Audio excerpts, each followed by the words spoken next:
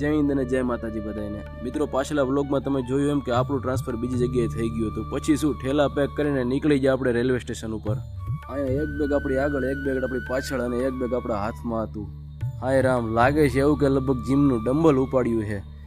વજન તો બહુ લાગે છે પણ ચાલવું જ પડશે, શું કરું, ફોજી લાઈફ છે ને. સીડી ચડી અને સીધું ટ્રેન જોઈ. આપણી ટ્રેન ત્યાં ઊભી હતી એટલે ફટાફટ ચાલવા માંડ્યા. લોકો સમજે છે કે ફોજી બોર્ડર ઉપર રહીને બહુ પૈસા કમાય છે. પણ ભાઈ, અમારો દુઃખ દર્દ કોણ સમજે? ના અમારું આજનું ઠેકાણું, ના અમને કાલની ખબર. પણ એક વાત ચોક્કસ, જ્યાં હોઈએ ત્યાં અમે ખુશ રહેવાનું શીખી લઈએ. પછી શું, ખાલી સીટ જોઈ અને આપણે સીધા ચડી ગયા ટ્રેનમાં. પહેલાં સીધા સામાનને ટ્રેનમાં ચડાવ્યો. પછી તરસ તો ખૂબ લાગી હતી એટલે હાઈલા આપણે પાણીની બોટલ લેવા. પાણીની બોટલ લઈને હજી આવ્યા ત્યાં તો ટ્રેન ચાલતી પણ થઈ ગઈ. સીધા બેઠા આપણે આપણી સીટ ઉપર થાકી પણ ગયા હતા. ટ્રેન ચાલતી પણ થઈ ગઈ. ઘણા ખરા સ્ટેશનો આવવા મળ્યા અને જવા મળ્યા. બિહારમાં ઘણા ખરા સારા સીન જોવા લાયક હતા, પણ એક સીન જોઈ અને મને હસવું આવી ગયું હતું, કારણ કે અહીંયા તો માણસો હેર બકરા પણ ટ્રેનમાં ચડી ગયા હતા. ખરેખર આવો સીન તો બિહારમાં તમને જોવા મળે છે. આ સીન જોઈને ખરેખર હસવું આવી ગયું. આપણું સ્ટેશન આવી ગયું એટલે આપણે ધીમે ધીમે બેગ ચડાવવાની શરૂઆત કરી. કંઈક આવી રીતના એક બેગ પાછળ, એક બેગ આગળ અને એક બેગ મારા હાથમાં હોય છે. આમ 3 બેગને એક સાથે કેરી કરું છું. બેગનું વજન તો બહુ હોય છે પણ શું કરવું, ચાલવું તો પડશે જ. પછી રિક્ષા પકડીને હાલ્યા આપણે નવા ઠેકાણા ઉપર.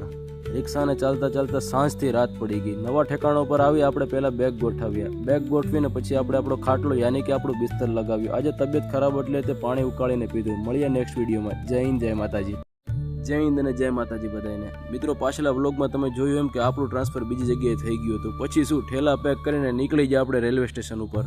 અહીંયા એક બેગ આપણી આગળ, એક બેગ આપણી પાછળ અને એક બેગ આપણા હાથમાં હતું. હાય રામ, લાગે છે એવું કે લગભગ જીમનું ડમ્બલ ઉપાડ્યું છે. વજન તો બહુ લાગે છે પણ ચાલવું જ પડશે, શું કરું, ફોજી લાઈફ છે ને. સીડી ચડી અને સીધું ટ્રેન જોઈ. આપણી ટ્રેન ત્યાં ઊભી હતી એટલે ફટાફટ ચાલવા માંડ્યા. લોકો સમજે છે કે ફોજી બોર્ડર ઉપર રહીને બહુ પૈસા કમાય છે. પણ ભાઈ, અમારો દુઃખ દર્દ કોણ સમજે?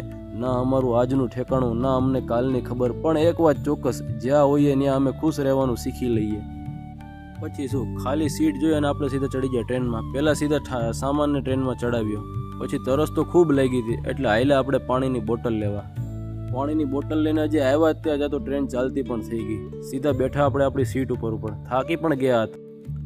ટ્રેન ચાલતી પણ થઈ ગઈ. ઘણા ખરા સ્ટેશનો આવવા મળ્યા અને જવા મળ્યા. બિહારમાં ઘણા ખરા સારા સીન જોવા લાયક હતા, પણ એક સીન જોઈ અને મને હસવું આવી ગયું હતું, કારણ કે અહીંયા તો માણસો હેર બકરા પણ ટ્રેનમાં ચડી ગયા હતા.